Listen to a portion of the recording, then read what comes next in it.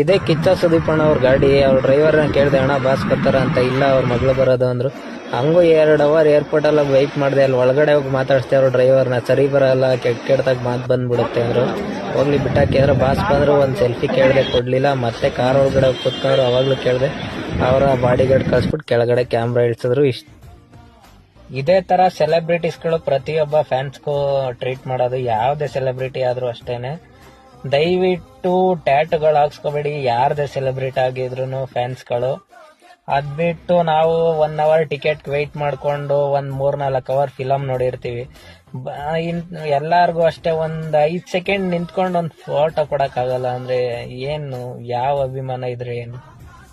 ದಯವಿಟ್ಟು ಕೆಲಸ ಮಾಡ್ಬೇಕು, ನಮ್ಮ ಮನೆಯವ್ರನ್ನ ಚೆನ್ನಾಗಿ ನೋಡ್ಕೋಬೇಕು.